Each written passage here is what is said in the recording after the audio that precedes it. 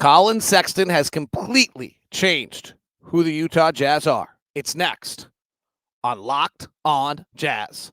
You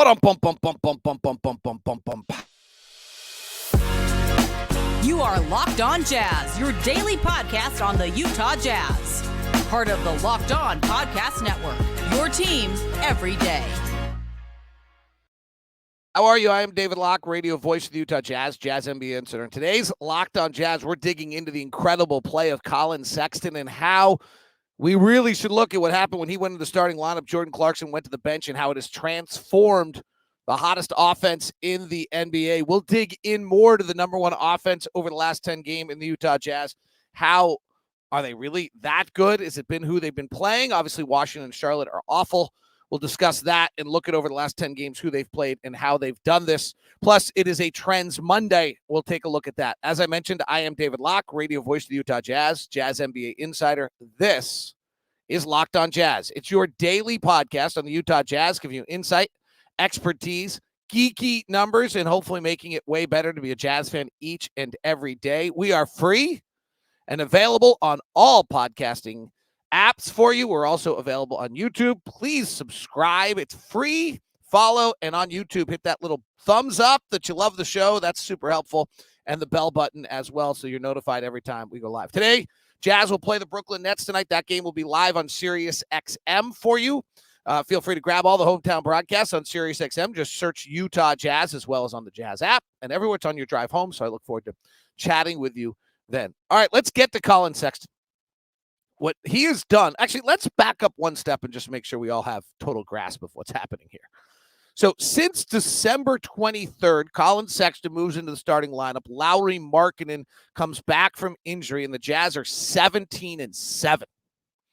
Prior to that, they were 8-15. Going into December 23rd, the Jazz ranked 26th in the league offensively with an offensive rating of 110 and 26th defensively with a defensive rating of 118.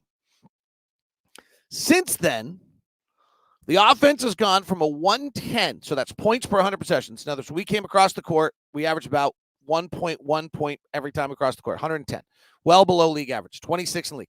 Since then, we've moved to a 121 offensive rating, sixth best in the NBA. Defensively, we've improved a little, probably because they're taking the ball out of the net more often, from 26th to 14th, to 118 to 116th. Not nearly as dramatic, but still really worth noting. We're 17, and let me dig into this a little bit more. We're 17-7 with the eighth best net rating since December 13th when Collin moves into the starting lineup. Lauri comes back from injury. 12th best team shooting. 21st in the league in taking care of the ball. We were 30th. 9th best against the free throw line, and number one in offensive rebounding by a large margin. So we're nearly top 10 in three of the four factors. The four factors are shooting, taking care of the ball, rebounding, and getting the free throw line. It's how you evaluate an offense in the NBA. The defense is 11th against the shot, 9th at not fouling, 24th in not forcing turnovers, so that's the one weakness. But that's fine. You have to be weak in something. And 15th in defensive rebounding. If you want to just take it back a little bit, by the way, December 21st, Chris Dunn starts for Keontae George. And the Jazz are 14-5 since then. Third best offense, 13th best defense. Incredible. So how has this happened? Well, the number one way, and you guys know how I think, but I actually think I can back it up. We've kind of been alluding to this for a while. The number one thing that's happened here is just an incredible switch in efficiency. So the easy way to look at this is say, well, Collin Sexton entered the starting lineup and look at Collin Sexton compared to Collin Sexton off the bench. I'm going to take a different approach to this. So since Collin Sexton has started, this is incredible. He's averaging 22 points, 3 rebounds, and 5 assists a game. He is, I'll just be honest, he is doing things I generally thought he was incapable of doing. To me, Collin Sexton has the biggest heart, greatest intention, super big desire, and I just didn't think he was capable of doing some things he's doing right now. Not that he didn't have the most electric first step in the NBA. We knew that. I actually picked him to be our second leading scorer when the year started. I got what he did. I didn't think he'd ever have 13 assists in a game. I didn't think he could ever pass the way he's passing. I didn't think he could ever slow down to play the game in a reasonable, controlled manner. These are the things he's doing right now that are just so dramatically different than anything that we've seen out of him. So Colin Sexton, I mean, it's just like we should just pause on this for a second. Like I should actually put it on the bottom of the screen and have it run on the banner so that if you're watching on YouTube, you can actually just kind of read it. Colin Sexton since moving into the starting lineup. So this is since December 13th, 24 games. He is shooting 51% from the field and 42% from three on 4 threes a game and going to the line 5 times a game. He's a top 10 guy in drives. He's a top 10 guard in efficiency. I mean, it's truly awesome what he's doing for this team. But here's the way to look at it. The guy he replaced in the starting lineup was one of the 3 least efficient offensive players in the NBA at that point, and that's Jordan Clarkson. When Jordan was starting and playing as a starter, he was shooting 39.9%, 29.5% from 3. So that position, the starting guard, went from 39.9% to 51% shooting. And three-point shooting went from 29.5 to 42. I mean, that's a make a game. It's not 2. It's 1. It's 2 or 3 of the others. 17, 18 shots a game. That's, I mean, if you, how is it possible the Utah Jazz offense, as we talked about just a moment ago, went from 110 to 121? Well, this is where you start. But here's the really important thing that happened. Jordan Clarkson got off the bench and got way more comfortable. Because if you compare Jordan Clarkson off the bench to Colin Sexton off the bench, they're the exact same. We didn't slip. We didn't lose anything. In fact, we got a better version of Jordan. When Colin was coming off the bench, he shot 47%, 33% from 3, played 21 minutes a game. Jordan is shooting 44% since December 13th when he came back from his injury, and 31% from 3. Okay, he's not as efficient as Colin. Colin's one of the most efficient guards, but Colin wasn't that efficient in that stretch. It's better. It's 4 percentage points better in field goal percentage and 1.5 percentage better in 3. We're also not reliant on a player that has very, very high variance in his game. But suddenly, by the way, those 2 guards are now combining for 41 points, 7 rebounds, and 10 assists a game. That's where the transformation of this team has happened. Is that we went from one of the least efficient shooting guards in the NBA, if not the least efficient, to one of the most efficient shooting guards in the NBA, other than Shea, really maybe right up there. And our bench guy, who just changed names from Colin Sexton and Jordan Clarkson, actually stayed the same, virtually. Now, Jordan plays 29 minutes to Colin's 21 off the bench, so we're actually now beginning to see something that we didn't actually think was possible when the year started. And let me just rephrase that I didn't think was possible when the year started. I want to put it on you guys. I'll take it when it's my assessment. I didn't think you could play Colin Sexton and Jordan Clarkson together. And maybe the most remarkable thing about the Charlotte game, understanding Charlotte, and their defense is just awful, is that Colin Sexton basically ran the point the other night. Colin Sexton ran the point, initiated the offense more than I've seen him run the point, initiate the offense all season against a hapless defense. If they can do that and Colin can actually become a point guard at 6'1", you no longer have to hide any of his deficiencies for being just 6'1". It's pretty great. By the way, when Colin and Jordan are on the floor together, their offensive rating is a 122, 85th percentile. The defense is not good. The defense is not good depending if it's John Collins or Walker Kessler at center. Doesn't matter. They've played they've played kind of with a hodgepodge of players. If you do it when you take Talon off the floor, because they did it a little bit where they played two guards and played with Talon, or if you do and you take Keontae off the floor, so it's really just the two of them playing, right? We're playing and with those two guys. The offensive rating goes up to a 123 in the 94th percentile, and they're about plus 2.7. Their defense is not good. But these guys have figured out how to play together, and it's a little bit of Colin's figured out how to play as the one. Colin Sexton has changed the Utah Jazz. The Jazz are the number one offensive team in the NBA over the last 10, number 2 over the last 15. We'll dig into that, figure out what's real about it, what's not, how excited, really excited we should be about it, and how it's possibly taking place here on a team that was 26th in the league offensively prior. We're doing that as we've just gotten started here on today's edition of Locked On Jazz.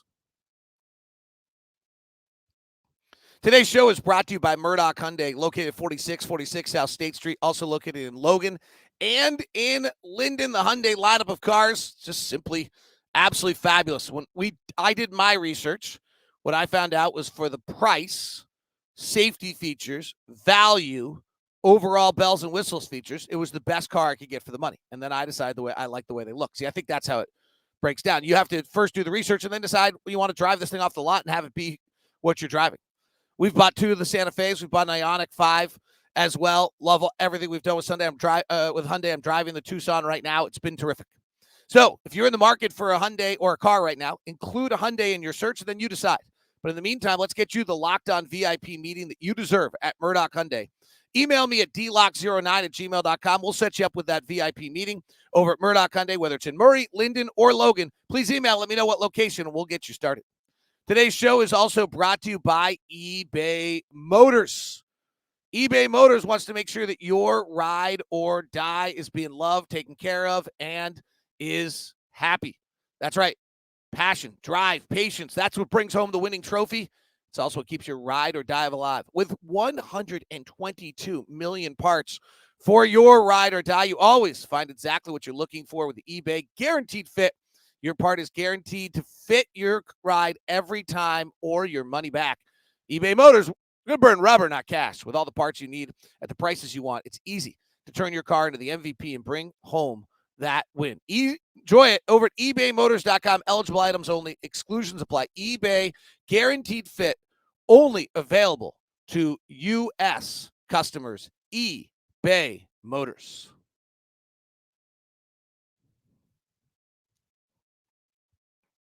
Thank you so much for making Locked On Jazz your first listen of the day. Jazz Brooklyn Nets today, available for you on Jazz Plus, as well as on KJazz. Then on radio, will be on Sirius XM, as well as KSL Radio, Sports Zone, and the Utah Jazz app and the NBA app. So please join us on your drive home today as the Nets and the Brooklyn Nets and the Utah Jazz. Nets have been struggling. Ben Simmons is expected to be back. In that one, the Nets have actually been playing pretty well defensively, but over the last 10, they're 3-7. We're 7-3.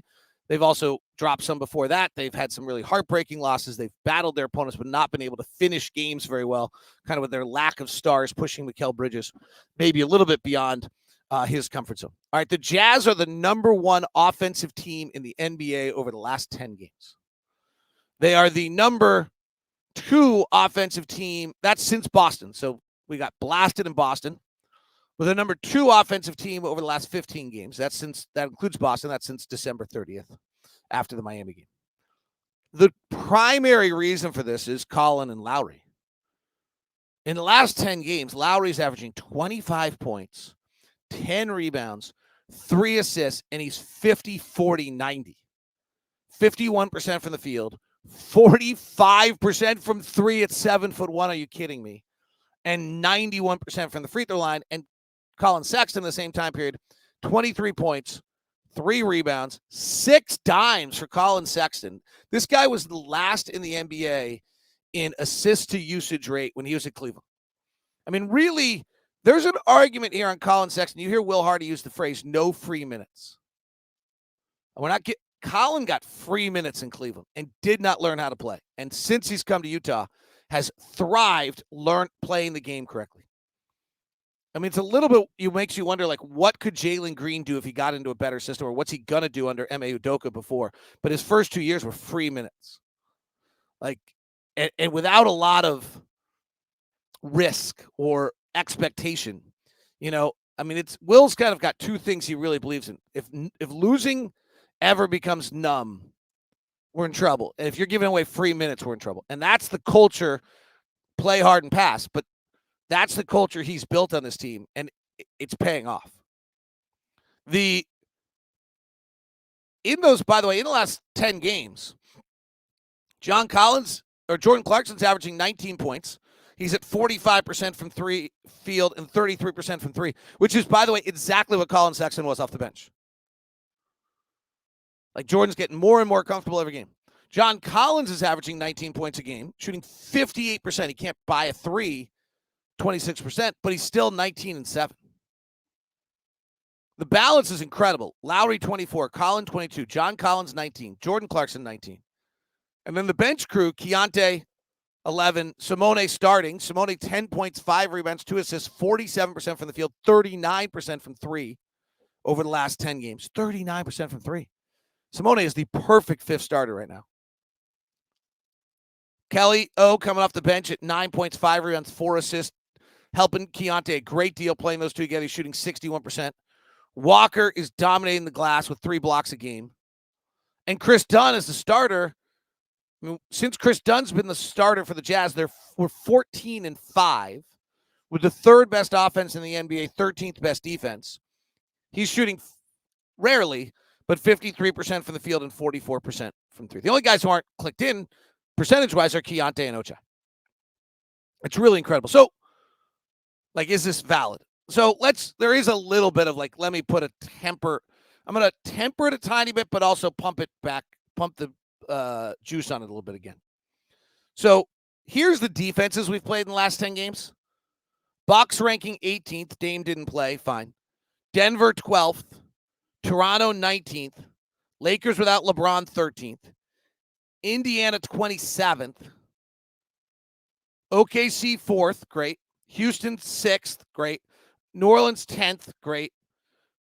Washington 29th and Charlotte 30th. Oh, boy, were they bad. So, in the last 10 games, we've played 3 teams that were bottom 10, 3 teams that were top 10, 12, 13, 18, 19. It's kind of exactly I bet you if we average that out, other than the fact we played 27, 29, and 30, right? That'll help your numbers.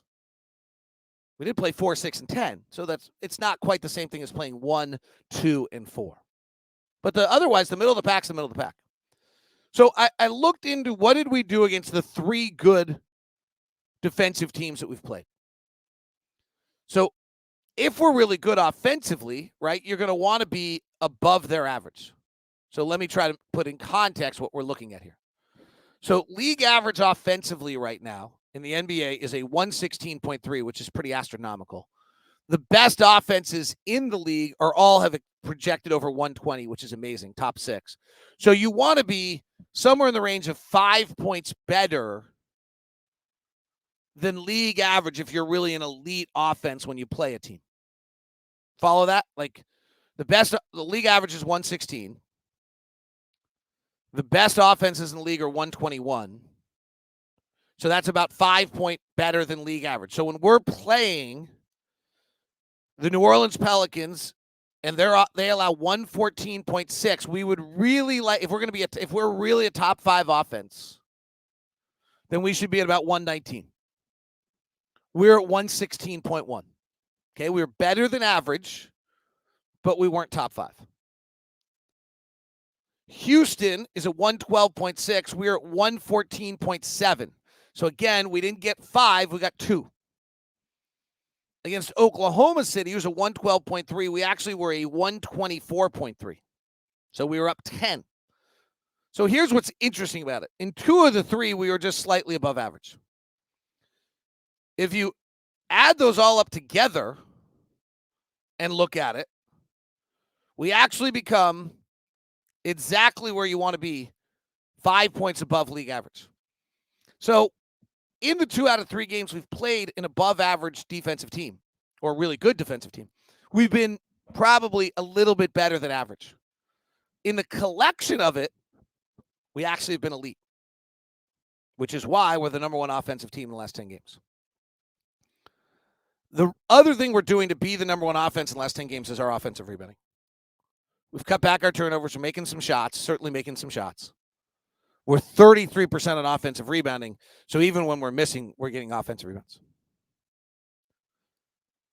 Let me geek out for you for a quick moment here, just because I did this research, and if I did it, I might as well share it. I actually think it's somewhat interesting. It used to be that if you scored over an offensive rate of 120, you won. Like league average was 110. We used to say, like with Rudy, we used to say if you keep him under 100 or go over 120, we win every time. Like it was like guaranteed. So that metric is now changed. I did the research last night. There have been an incredible 475 games this year where a team's offensive rating has been 120 or better. Okay, well, there's 6 teams that average that now. You win 79% of the time if your offensive rating is better than a 120. If your offensive rating goes to 125, it's happened about 300 times, you win 86% of the time. And if your offensive rating goes to a 130, which used to be just a crazy astronomical number that no one could ever touch, you get 89% of winning percentage. So 125 has become kind of the threshold. If you win 86% of the time you do that, that's pretty darn good. So it's kind of only 42 teams have lost a game this year where their offensive rating was over 125, and clearly the other teams was also. So it's just kind of an interesting where the game's going. We'll talk about this offensive explosion. I have some thoughts on what's going on. For the Jazz standpoint, this is how this ties in. So 120 was the old threshold. It got us to 79% winning rate, which is great. Only 4 of our first 24 games of the year did we go over 120. And we've done it 9 of the last 11. In 9 of the last 11 games, the Jazz have averaged 1.2 points per possession when they go over the half line. League average is 116, so 120 is not as dramatic as it once was, but there's only 6 teams in the league that average 120 for the year. So, and we only went over 124 of our first 24 games and have now done it 9 of our last 11. Pretty awesome. All right, Trends Monday. We know we're the number one offensive team in the last 10 games, so we'll get to pump our chest and raise our arms and love that when we do Trends Monday, when we continue on Locked On Jazz. Today's edition of Locked On Jazz is also brought to you by our friends over at FanDuel. FanDuel, Super Bowl Sunday is coming around. FanDuel's official partner of the NFL. There's all sorts of fun things to be involved in with the year on at FanDuel. Plus, tonight's Jazz Nets game. But here's the most exciting thing we've got going for you with FanDuel today. If you are a new customer, we've got some great things for you. But Super Bowl Sunday is coming, and America's number one sports book is FanDuel. So that means, that's how you get involved, right? So FanDuel has ways to end the season with a W. Here's what you get with Super Bowl 58, but FanDuel has which players will score a touchdown, how many points we scored, so much more. And now, are you ready? $200 in bonus bets if your first bet of $5 or more wins. I'm not saying do that sometime between now and the Super Bowl and then use your $200 of bonus bets. I'm just suggesting it. Visit FanDuel.com/LockedOn to sign up. That's FanDuel.com/LockedOn to sign up. If you haven't heard already, the opening lines on the Super Bowl coming in for you are the Niners by 1.5 over the Chiefs. Tonight, Jazz are a 1-point favorite here in Brooklyn to face the Brooklyn Nets. FanDuel, $200 in bonus bets for you at FanDuel. I want to welcome a new sponsor onto the show. It's called Quiz. Quiiiz. Quiz. Super fun. Let me tell you about Quiz if you haven't already heard about it. Hopefully you have, because that means you've already had fun with it. So let me tell you a little bit about it. This is a way for you to test your knowledge. Quiz with 3 eyes. That's why I keep going Quiz. Is the next generation trivia experience. It's also the world's first platform where you can earn money playing knowledge games based on, well, how smart you are. So, Locked On Jazz fans, they've created an NBA quiz game where you can test your knowledge and win real cash. Play with friends or other fans. Let your knowledge shine all the way to the bank. You can play without downloading anything. Just go to app.quiz, Quiz.com, and start playing today. NBA Quiz is the ultimate knowledge challenge for fans that live and breathe basketball. Super fun. So go to app.quiz.com. Test your knowledge and win cash today. That's quiz with 3 eyes, just like a 3-pointer. So play now, showcase your skills, and take home cash. App.quiz.com, where fans become champs.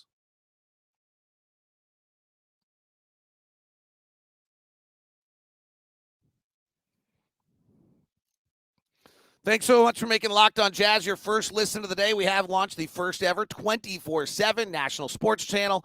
It is on Locked On Sports Today. Go check it out on YouTube. I think you'll love it. I really actually have to say, I'm sure I'm biased. Yeah, very biased.